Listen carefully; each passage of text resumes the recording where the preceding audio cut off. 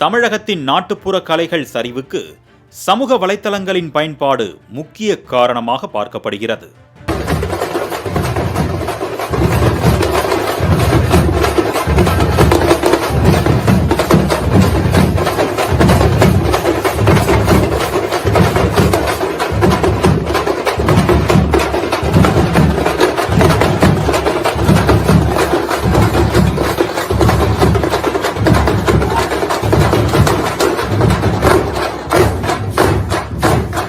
சமூக வலைத்தளங்களை பயன்படுத்துவோர் என்று கூறுவதை விட சமூக வலைத்தளங்களுக்கு அடிமையானவர்கள் என்று கூறுவதே பொருத்தமானதாக இருக்கும்.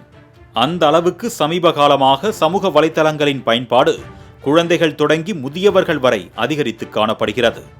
2004ஆம் ஆண்டு பிப்ரவரி 4ஆம் தேதி முதல் ஃபேஸ்புக் என்ற செயலி அறிமுகம் செய்யப்பட்டது. 2003இல் ஃபேஸ்மேஷ் என்ற பெயரில் தொடங்கிய இந்த செயலி பின்னர் ஃபேஸ்புக் என்று பெயர் மாற்றம் செய்யப்பட்டு பின் 2021 அக்டோபர் 28ஆம் தேதி முதல் மெட்டா என்று பெயரிடப்பட்டது. இதேபோல 2010 அக்டோபர் 6ஆம் தேதி முதல் இன்ஸ்டாகிராம் என்ற புதிய சமூக வலைத்தளம் தொடங்கப்பட்டது. புகைப்படம், வீடியோ, ஆடியோ உள்ளிட்டவற்றை அனுப்புவதற்கு இன்ஸ்டாகிராம் பயன்படுகிறது. ஆரம்பத்தில் iOSக்கு மட்டுமே கிடைத்து வந்த இது பின்னர் ஆண்ட்ராய்டு போன்களிலும் அமலுக்கு வந்தது. 2024ஆம் ஆண்டு வரையிலும் உலகளவில் 140 கோடி பயனாளர்களை கொண்டுள்ளது இன்ஸ்டாகிராம். இவற்றில் போலி கணக்குகளும் அடக்கம். குழந்தைகள், இளைஞர்கள் முதலானோர் இன்ஸ்டா ரீல்ஸ்களை பார்ப்பதும் ரீல்ஸ்களை வெளியிடுவதும் தான் ஏராளமான கலைகள் அழிவு கட்டத்தை எட்டியிருப்பதற்கு காரணம் என்று அதிர்ச்சியளிக்கும் தகவல் வெளியாகியுள்ளது.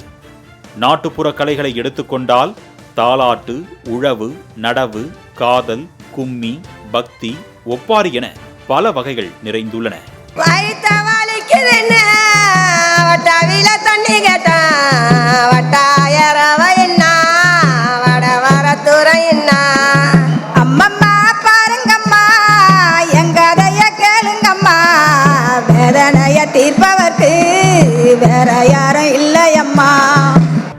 நடனத்தில் பறை, காவடி, கரகம், குறவன் குரத்தி ஆட்டம், ஒயிலாட்டம், மயிலாட்டம், காளியாட்டம் உள்ளிட்ட பல்வேறு ஆட்டங்கள் உண்டு.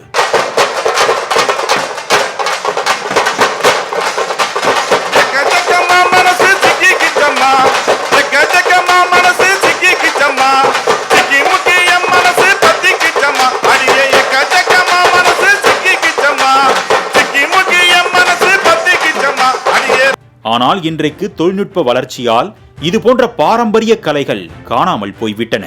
இப்போ இன்ஸ்டாங்கிறது வந்து எல்லாருமே ஃபெமிலியராக கொண்டு வந்துட்டு இருக்காங்க. சின்ன குழந்தைங்கலேருந்து பெரியவங்க வரைக்கும் எல்லாருமே யூஸ் பண்ணுற ஒரு பிளாட்ஃபார்ம் ஆயிடுச்சு. ஸோ இப்போ சீக்கிரமாக ரீச் பண்ண முடியும். ஏன்னா எல்லாருமே மொபைல் யூஸ் பண்ணிகிட்டே இருக்கோம். ஓப்பன் பண்ணவே ரீல்ஸ் அதுக்குள்ளே தான் போகிறோம். அப்போ அந்த இதில் ப்ரொமோஷனும் வருது அப்படின்னா அது ஆடியன்ஸ் வந்து சீக்கிரமாக ரீச் பண்ணிடும். முன்பெல்லாம் ஊர் ஊராக இரவு நேரங்களில் தெருக்கூத்து அரங்கேறும்.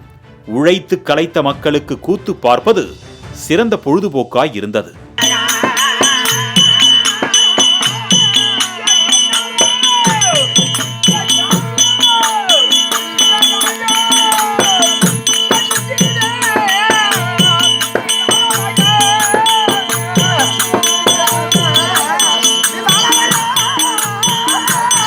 ஆனால் இன்று பாட்டு, நடனம், நடிப்பு, நகைச்சுவை, சுவாரஸ்ய தகவல், செய்தி என அனைத்தும் மொபைலிலேயே அடங்கி போனதன் விளைவாக நாட்டுப்புற கலைஞர்கள் பலரும் வாழ்வாதாரத்தை இழந்து தவிக்கின்றனர்.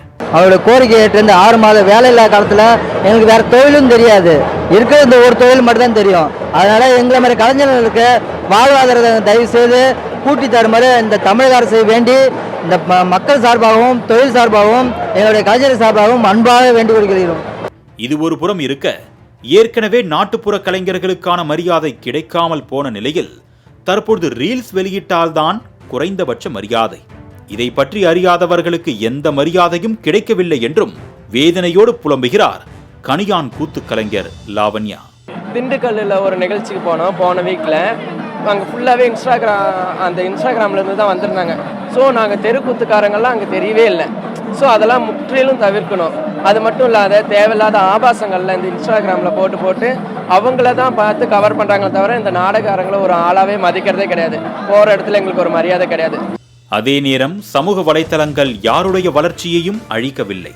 காலத்திற்கு ஏற்ப நாட்டுப்புற கலைஞர்களும் தங்களை தயார் செய்து தங்கள் கலைகளை வளர்ப்பதற்கு சமூக வலைத்தளங்களை பயன்படுத்துவதே சாலச் சிறந்தது என்று கூறுகிறார் இன்ஸ்டா பிரபலமான சாய் லலிதா. நிறைய பேர் பார்க்குறாங்க. பிகாஸ் எல்லாருமே யூடியூப்ன்றதும் சரி இல்லை இன்ஸ்டாகிராம்ன்றதும் சரி இப்போ எல்லாருமே நிறைய லெவலில் ரீச் இருக்கு. ஸோ இந்த ப்ரமோஷன் ரொம்ப ரொம்ப முக்கியம் நான் நினைக்கிறேன்.